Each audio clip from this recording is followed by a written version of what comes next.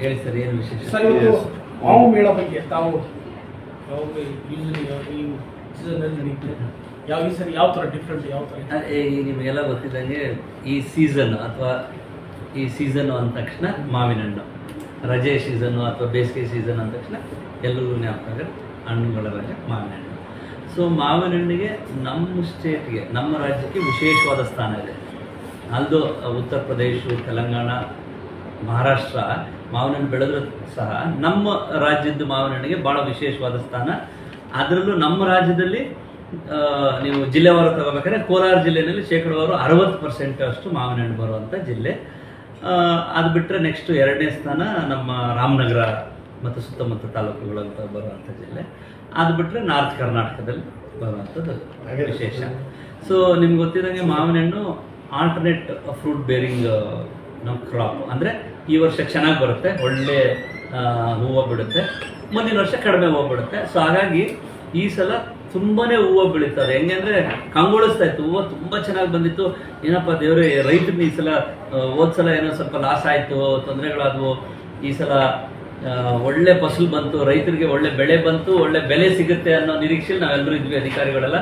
ನಾವು ಸಾಕಷ್ಟು ನನ್ನ ಬೋರ್ಡ್ಗೆ ಸೆಪ್ಟೆಂಬರ್ ಅಕ್ಟೋಬರ್ ಬಂದಾಗಲಿಂದನೂ ಇಡೀ ಕರ್ನಾಟಕ ಹೆಚ್ಚು ಕಮ್ಮಿ ಮಾವು ಎಲ್ಲೆಲ್ಲಿ ಬೆಳೀತಾರೆ ಎಲ್ಲ ಜಿಲ್ಲೆಗಳಿಗೂ ನಾನು ಟ್ರಾವೆಲ್ ಮಾಡಿ ಅಲ್ಲಿ ಟೆಕ್ನಿಕಲ್ ಸೆಮಿನಾರ್ಸು, ನಮ್ಮ ಟೆಕ್ನಿಕಲ್ ಟೀಮು, ಟೆಕ್ನಿಕಲ್ ಅಡ್ವೈಸರ್ಸು, ನಮ್ಮ ಟೆಕ್ನಿಕಲ್ ಆಫೀಸರ್ಸ್ನ ಕರ್ಕೊಂಡು ಅಲ್ಲಿ ಸೆಮಿನಾರ್ಸ್ ಮಾಡಿ, ವರ್ಕ್ಶಾಪ್ಸ್ ಮಾಡಿ, ಎಲ್ಲ ಅವೇರ್ನೆಸ್ ಎಲ್ಲ ಚೆನ್ನಾಗಿತ್ತು. ಯಾವಾಗ ಟೈಮ್ ಸ್ಪ್ರೇ ಕೊಡ್ತಿದ್ವಿ. ನೋಡಿ ಅಲ್ಲಿ ಬಂತು ಒಂದು ಕ್ಲೈಮೇಟ್ ಚೇಂಜ್, ಗ್ಲೋಬಲ್ ವಾರ್ಮಿಂಗ್. ನಾನು ಈಗಾಗಲೇ ಹೇಳ್ತಿದ್ದೆ ಸರ್, ತುಂಬ ಕ್ಲೈಮೇಟು ಹವಾಮಾನ ವೈಪರೀತ್ಯ ಆಗೋಯ್ತು, ಹಣ್ಣು ಬಿದ್ದೋಯ್ತು, ಅಕಾಲಿಕ ಮಳೆ ಬಂದುಬಿಡ್ತು. ಅಂದರೆ ಅದಕ್ಕೆಲ್ಲೋ ಒಂದು ಕಡೆ ಮೂಲ ಕಾರಣ ನಾವೇ. ಆ್ಯಕ್ಚುಲಿ ನಾವು ಪ್ರಕೃತಿನ ಅಥವಾ ಬಾಹ್ಯಾಕಾಶನ ಅಥವಾ ಎನ್ವೈರ್ಮೆಂಟ್ನ ಎಷ್ಟು ಚೆನ್ನಾಗಿ ನಾವು ಪ್ರೀತಿಸ್ತೀವೋ, ಎಷ್ಟು ಚೆನ್ನಾಗಿ ನೋಡ್ಕೊಂತೀವೋ ಅದು ನಮ್ಮನ್ನು ಅಷ್ಟೇ ಪ್ರೀತಿಸ್ತದೆ. ಹವಾಮಾನ ವೈಪರೀತ್ಯ ಆಯಿತು, ಮಾವಿನ ಹಣ್ಣಿಗೆ ಒಂದೇ ಎಲ್ಲ ತೊಂದರೆ ಆಗೋದು, ಬೇಸಿಗೆ ಹೀಟ್ ವೇವ್ಸಿಂದ ಮಕ್ಕಳಿಗೆ ಹೆಚ್ಚು ಕಡಿಮೆ ಆಗ್ತದೆ, ವಯೋವೃದ್ಧರಿಗೆ ಹೆಚ್ಚು ಕಡಿಮೆ ಆಗ್ತದೆ. ಹೀಟ್ ವೇವ್ಸಿಂದ ಎಷ್ಟು ಜನ ಸಾಯ್ತಿದ್ದಾರೆ. ಸೊ ಹಾಗಾಗಿ ಕೃಷಿ ಅನ್ನೋದು ಒಂದಕ್ಕಿಂತ ನಮ್ಮ ಜೀವನಕ್ಕೂ ತೊಂದರೆ ಆಗ್ತಾ ಇದೆಯಲ್ಲ. ಸೊ ಹಾಗಾಗಿ ನಮ್ಮಲ್ಲಿ ಅವೇರ್ನೆಸ್ ಕ್ರಿಯೇಟ್ ಆಗಬೇಕು, ನಮ್ಮಲ್ಲಿ ಆ ಮೈಂಡ್ ಸೆಟ್ ಇರಬೇಕು, ನಮ್ಮ ಪ್ರಕೃತಿ, ನಮ್ಮ ಜಲ, ನಮ್ಮ ನೆಲ ನಾವು ಕ್ಲೀನಾಗಿ ಇಟ್ಕೋಬೇಕು ಅಂತ.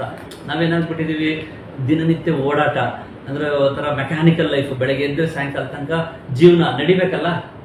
ಸೊ ಹಾಗಾಗಿ ಅದ್ರ ಮಧ್ಯೆ ಇದನ್ನ ಬಿಟ್ಬಿಟ್ಟಿದ್ದೀವಿ ನಾವು. ಯಾವುದನ್ನ ಕ್ಲೈಮೆಟಿಕ್ ಕಂಡೀಷನ್ಸ್ ಹೆಂಗೆ ಇರುತ್ತೆ, ಹವಾಮಾನ ವೈಪರೀತ್ಯ ಯಾಕಿರುತ್ತೆ. ಈಗ ಅದರಲ್ಲಿ ದೊಡ್ಡ ಪಾತ್ರ ಡೆವಲಪ್ಡ್ ಕಂಟ್ರೀಸ್ ಇದೆ, ಡೆವಲಪಿಂಗ್ ಕಂಟ್ರೀಸ್ಗಿಂತ. ಸೊ ಹೀಗಾಗಿ ಮಾವಿನ ಹಣ್ಣು ಈ ಸಲ ತುಂಬ ಹೊಡೆತ ಬಿತ್ತು. ಸೊ ಈ ಕಾರಣಗಳಿಗೆ ಹೊಡೆತ ಬಿತ್ತು. ಏನು ಒಳ್ಳೆ ಹೂವು ಬಂತು, ಒಳ್ಳೆ ಸೀಸನ್, ಆನ್ ಸೀಸನ್ ಅಂತ ಅಂದ್ಕೊಂಡ್ವಿ, ಅದು ಹಾಫ್ ಸೀಸನ್ಗಿಂತ ಕಡಿಮೆ ಆಗೋಯಿತು. ಕಾರಣ ಮೊದಲು ಬಂದಾಗ ಸ್ವಲ್ಪ ಫಂಗಸ್ ಅಟ್ಯಾಕ್ ಆಯಿತು, ಥ್ರಿಪ್ಸ್ ಅನ್ನೋ ಕೀಟಗಳು ಕಾಯಿಲೆ ಅಟ್ಯಾಕ್ ಆಯಿತು. ಆಮೇಲೆ ಸಡನ್ನಾಗಿ ಒಂದ್ಸಲ ಏಕ್ದಮ್ ಅಕಾಲಿಕ ಮಳೆ, ಆಲಿಕಲ್ ಮಳೆ ಬಿದ್ದುಬಿಟ್ಟು ಅದು ಸಾಕು, 2 ಅವರ್ 3 ಅವರ್ ಬಿದ್ದುಬಿಟ್ರೆ ಇಡೀ ಮರ, ಇಡೀ ಕೃಷಿನೇ ಹಾಳಾಗ್ಬಿಡ್ತದೆ. ಅದಾಗಿ ಅಷ್ಟೋ ಉಳ್ಕೊಂಡಿತ್ತು. ಬೇಸಿಗೆ ಸಿಕ್ಕಾಪಟ್ಟೆ, ಎಷ್ಟು 40-42 ಡಿಗ್ರಿ ಇದೆಯಾ ಅಥವಾ 36 ಡಿಗ್ರಿ. ಅದರಲ್ಲಿ ಬಂದಿದ್ದ ಹಣ್ಣು ಹತ್ತಿ ಹಣ್ಣು ಥರ ಉದುರೋಯ್ತು. ಅಷ್ಟಕ್ಕೂ ಉಳ್ಕೊಂಡಿತ್ತು. ಹೋದ್ವಾರ ಮಳೆ ತಾವೇ ನೋಡಿದ್ರಿ, ತಾವೇ ರಿಪೋರ್ಟ್ ಮಾಡಿದ್ರಿ. ಇದ್ದಿದ್ದ ಹಣ್ಣು ಅವತ್ತು ನಾನು ಇನ್ಫ್ಯಾಕ್ಟ್ ಎಮರ್ಜೆನ್ಸಿ ಶ್ರೀನಿವಾಸಪುರ ಮತ್ತು ಚಿಂತಾಮಣಿ, ಮುಳಬಾಗಿಲು ಕಡೆ ಹೋಗಿದ್ದೆ. ಇದ್ದಿದ್ದ ಹಣ್ಣು ಉದುರೋಯ್ತು. ಸೊ ಹೀಗಾಗಿ ರೈತ ತುಂಬ ಕಷ್ಟದಲ್ಲಿದ್ದಾನೆ. ಇದಕ್ಕೆ ಇಮ್ಮಿಡಿಯೇಟ್ಲಿ ಸೋಮೋಟ ಥರ ನಾವೇ, ನಮ್ಮ ಅಧಿಕಾರಿಗಳು, ನಮ್ಮ MD ಅವರು, ನಾವು, ನಮ್ಮ ಸೆಕ್ರೆಟರಿ ಅವರು, ನಮ್ಮ director horticulture, director fruits and vegetables ತುರ್ತು ಸಭೆ ಕರೆದು ಇಡೀ ಸ್ಟೇಟ್ದು, ಇಡೀ ರಾಜ್ಯದ ಜಾಯಿಂಟ್ ಡೈರೆಕ್ಟರ್ಗಳನ್ನ ಕರೆದು ಆನ್ಲೈನ್ VCನಲ್ಲಿ 1 ವಾರ ಗಡುವು ಕೊಟ್ಟು ಅವತ್ತೇ ನಾವು ಅಲ್ಲೇ ಕುಂತ್ಕೊಂಡು ಲೆಟರ್ಸು ಬರೆಸಿ DC-ಗಳಿಗೆ. Immediately NDRF national disaster relief ಫಂಡ್ಸಲ್ಲಿ ಏನಾರು ಅನುಕೂಲ ಆಗ್ತದಾ, ಅಥವಾ 33% ಪೆರಿಲ್ ಕ್ರಾಪ್ಸಲ್ಲಿ ಇದು ಮಾಡಿ ಏನಾರು ರೈತರಿಗೆ ಪ್ರತಿ ಹೆಕ್ಟೇರ್ಗೆ ಇಷ್ಟು ಏನಾದ್ರು ಸಹಾಯ ಮಾಡೋಕ್ಕಾಗ್ತದೆ ಅಂತೇಳಿ ಅವ್ರ ರೆಪ್ರೆಸೆಂಟೇಷನ್ ಕೊಡೋದಕ್ಕಿಂತ ಮುಂಚೆ ನಾನೇ ಆಸ್ ಎ ಬೋರ್ಡ್ ಚೇರ್ಮನ್ ನಾನೇ ಇನಿಷಿಯೇಟ್ ತೊಗೊಂಡು ನಮ್ಮ ಸೆಕ್ರೆಟರಿ ಅಧ್ಯಕ್ಷರಲ್ಲಿ ಮೀಟಿಂಗು ಮಾಡಿಬಿಟ್ವಿ. ಮೀಟಿಂಗ್ ಮಾಡಿ ಈಗಾಗಲೇ ಪ್ರಾಬಬ್ಲಿ ನಮಗೆ ಇನ್ನೊಂದು 2-3 ಇನ್ಫಾರ್ಮೇಷನ್ ಬಂದ್ಬಿಡುತ್ತೆ. ಯಾವ್ಯಾವ ತಾಲೂಕಿನಲ್ಲಿ ಎಷ್ಟೆಷ್ಟು ಬೆಳೆ ನಾಶ ಆಗಿದೆ, ಹಿಂದಿನ ವರ್ಷ ಎಷ್ಟಿತ್ತು, ಈ ವರ್ಷ ಎಷ್ಟು ಬೆಳೆ ನಾಶ ಆಗಿದೆ, ಇನ್ನು ಮುಂದಕ್ಕೆ ಏನು ಮಾಡಬೇಕು ಅಂತೇಳಿ ಸರ್ಕಾರಕ್ಕೂ ಮನವಿ ಕೊಟ್ಟು, ಸೆಂಟ್ರಲ್ ಗೌರ್ಮೆಂಟ್ಗೂ ಮನವಿ ಕೊಟ್ಟು, ಇಬ್ಬರೂ ಸೇರಿ ರೈತರಿಗೆ ಏನು ಅನುಕೂಲ ಮಾಡಬೇಕೋ ಅದನ್ನು ಮಾಡೋಕ್ಕೆ ಎಲ್ಲ ತಯಾರಿಗಳು ಮಾಡಿದ್ದೀವಿ ಒಂದು ಕಡೆ. ಇನ್ನು ಉಳಿದ ಫ್ರೂಟ್ಸ್ನ ಟೇಬಲ್ ಫ್ರೂಟ್ಸ್ ಆಗಿ ಏನು, ಈಗ ಇಷ್ಟೊತ್ತಿಗೆ ನಾವೆಲ್ಲ ಈಗಾಗಲೇ ರೋಡಲ್ಲಿ ಮಳಿಗೆಗಳಲ್ಲಿ ಮಾವಿನ ಹಣ್ಣು ನೋಡಬೇಕಾಗಿತ್ತು. ಈ ಸಲ ನೋಡ್ತಾ ಇಲ್ಲ. ನಮ್ಗೆ ನಾವೆಲ್ಲ ಕನ್ಸ್ಯೂಮರ್ಸ್ಗೂ ಹಣ್ಣಿಲ್ಲ. ಸೊ ಆ ಕನ್ಸ್ಯೂಮರ್ಸ್ಗೂ ಒಳ್ಳೆ ಹಣ್ಣು ಒಳ್ಳೆ ಬೆಲೆಗೆ ಸಿಗಬೇಕು ಅನ್ನೋ ದೃಷ್ಟಿಯಿಂದ ಈಗ ಮೊದಲನೇ ಹಂತವಾಗಿ ರಾಮನಗರ ರೈತರನ್ನ ಇನ್ವೈಟ್ ಮಾಡಿ ಸುಮಾರು 50-60 ರೈತರನ್ನ ಒಂದು 70 ಸ್ಟಾಲ್ಗಳಷ್ಟು ಅನುಕೂಲ ಮಾಡಿಕೊಟ್ಟು ಉಚಿತವಾಗಿ free entry, no cost for them, free ಆಗಿ ಫಸ್ಟ್ ಕಮ್ ಫಸ್ಟ್ ಬೇಸಿಸ್ ಮೇಲೆ ನಿಮ್ಮ ಹತ್ರ ಉಳಿದು ಬೆಳೆದಿರೋ ಒಳ್ಳೆ ಬೆಳೆನ ಒಳ್ಳೆ ಬೆಲೆಗೆ ಡೈರೆಕ್ಟಾಗಿ ಗ್ರಾಹಕರು ಕೊಡಿ. ಯಾರ ಇರಲಿ ಕನ್ಸ್ಯೂಮರ್ಸ್ ಬರ್ತಾರೆ ಅದನ್ನ. ಯಾಕೆಂದ್ರೆ ಅವರು ಕಬ್ಬನ್ ಪಾರ್ಕ್ ಅಂತ ಚೂಸ್ ಮಾಡಿದ್ರು, ಯಾಕೆಂದ್ರೆ ರಾಮನಗರದ್ದು ಇನ್ನೊಂದು 20-25 ದಿನ ಲೇಟ್ ಮಾಡಿದ್ರೆ ಅವ್ರದ್ದು ಕೃಷಿ ಹೋಗ್ಬಿಡ್ತಾ ಇತ್ತು. ಯಾಕಂದ್ರೆ ಲಾಲ್ ಬಾಗಲ್ ಮಾಡೋ ಹೊತ್ತಿಗೆ ಕೋಲಾರದ ಬರೋಕ್ಕೆ ಇನ್ನೂ ಲೇಟ್ ಆಗ್ತದೆ, 1-1.5 ತಿಂಗಳಾಗುತ್ತೆ. ಅಲ್ಲಿ ತನಕ ಇವ್ರ ಹತ್ರ ಹಣ್ಣಿರಲ್ಲ. ಸೊ ಎಷ್ಟಾದ್ರೆ ಅಷ್ಟು ಅನುಕೂಲ ಆಗಲಿ, ಇರೋಷ್ಟು ಅಟ್ಲೀಸ್ಟ್ ಅವರು ಕೆಲಸ ಮಾಡಿರೋಷ್ಟು ಕೂಲಿ ಮಾಡಿರೋಷ್ಟು ದುಡ್ಡಾರ ಬರಬೇಕಲ್ಲ. ಸೊ ಹಂಗಾಗಿ ಆ ಅವಕಾಶ ಮಾಡಿಕೊಟ್ಟಿದ್ದೀವಿ. ಈಗ 8ನೇ ತಾರೀಕಿಂದ 18ನೇ ತಾರೀಕುವರೆಗೂ, 8ನೇ ತಾರೀಕು ಮುಕ್ತವಾಗಿ ಇದು ನಿಮ್ಮ ಮುಖೇನ ತಮಗೆ ಆಹ್ವಾನ ಕೊಡ್ತಾ ಇದ್ದೀನಿ.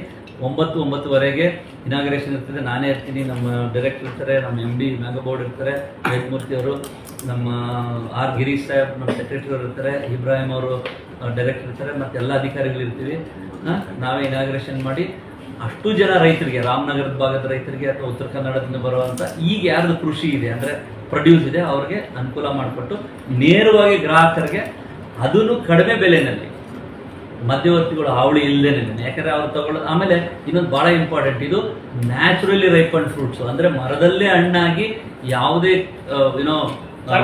ಕಾರ್ಬೈಡ್ ಮುಕ್ತ ಇಲ್ಲದೆ ಹಣ್ಣಾಗಿರುವಂಥ ಹಣ್ಣುಗಳನ್ನ ಜನಗಳಿಗೆ ಕೊಡುವಂಥ ವ್ಯವಸ್ಥೆ ಮಾಡಿದ್ದೀವಿ. ಇದಾದ ಮೇಲೆ ಇದೇ ತಿಂಗಳ ಕೊನೆಯಲ್ಲಿ ಬಹಳ ದೊಡ್ಡ ಮಟ್ಟದಲ್ಲಿ CM ಅವ್ರ ಹತ್ರನೂ ಮಾತಾಡಿ, ಸನ್ಮಾನ್ಯ ಮಂತ್ರಿಗಳ ಹತ್ರನೂ ಮಾತಾಡಿ, ನಾವೆಲ್ಲ ಸೇರಿ ದೊಡ್ಡ ಮಟ್ಟದಲ್ಲಿ ಕೋಲಾರ, ಚಿಕ್ಕಬಳ್ಳಾಪುರ ಈ ಭಾಗದ ರೈತರಿಗೆ, ಯಾಕಂದ್ರೆ ಅವ್ರದ್ದು ಬರೋದು ಇನ್ನು 1-1.5 ತಿಂಗಳು ಲೇಟ್ ಆಕ್ಚುಲಿ, ಮತ್ತೆ 60% ಹಣ್ಣು ಅಲ್ಲಿಂದನೇ ಬರೋದು.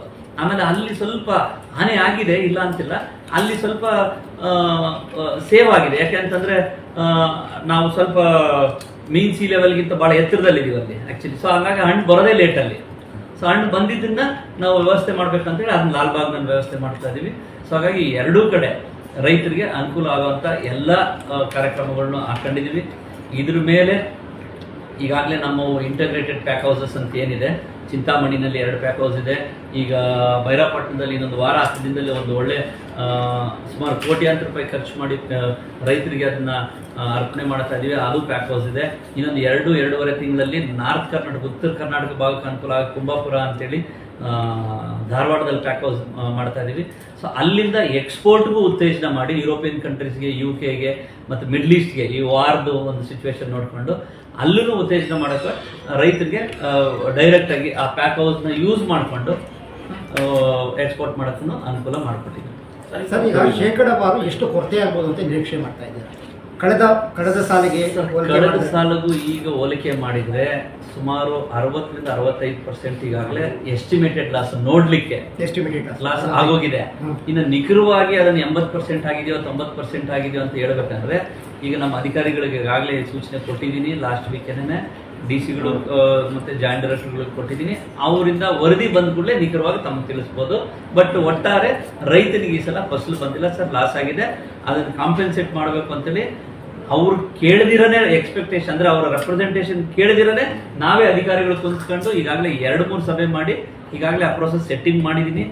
ಕೇಂದ್ರ ಸರ್ಕಾರಕ್ಕೂ ಬರೆಯೋಕ್ಕೆ ವ್ಯವಸ್ಥೆ ಮಾಡ್ಕೊಂಡಿದ್ವಿ, ರಾಜ್ಯ ಸರ್ಕಾರನೂ ಮಾಡಿದ್ವಿ. ಯಾಕಂದರೆ ಲಾಸ್ಟ್ ಟೈಮ್ ಇದೇ ಥರ ಮ್ಯಾಂಗೋ ಕ್ರೈಸಿಸ್ ಆದಾಗ ರಾಜ್ಯ ಸರ್ಕಾರ ಅಲೋನ್ ನಾನು ಬಂದ ಮೇಲೇ ಸುಮಾರು PDPS ಸ್ಕೀಮಲ್ಲಿ ಮಿನಿಮಮ್ ಸಪೋರ್ಟ್ ಪ್ರೈಸ್ ಅಂತೇಳಿ 42 ಕೋಟಿ ರೂಪಾಯಿ DC-ಗಳ ನೋಡಲ್ ಆಫೀಸರ್ಸ್ ಆಗಿ ಅಧ್ಯಕ್ಷತೆಯಲ್ಲಿ ಕೊಟ್ಟಿದ್ದೀವಿ. ಅದಕ್ಕೆ ಎಸ್ಟಿಮೇಟೆಡ್ 101 ಕೋಟಿ ಕೊಟ್ಟಿದ್ವಿ. ಸೆಂಟ್ರಲ್ ಗೌರ್ಮೆಂಟ್ ದುಡ್ಡು ಇನ್ನೂ ಬಂದಿಲ್ಲ ಅಂತ ಕಾಣ್ತದೆ, ಬಟ್ ಅವರು ಕೊಡಬೇಕು ಈಕ್ವಲಿ. ಸೊ ಹೀಗಾಗಿ ಎಲ್ಲರೂ ಸೇರ್ಕೊಂಡು ರೈತರಿಗೆ ಏನು ಅನುಕೂಲ ಮಾಡಬೇಕು ಅದು ಮಾಡಿ. ಸರ್, ಈಗ NDRF ನೀವು ಅಪ್ರೋಚ್ ಮಾಡಿರೋ ಸರಿ ಇದೆ. ಈ ಮಾವು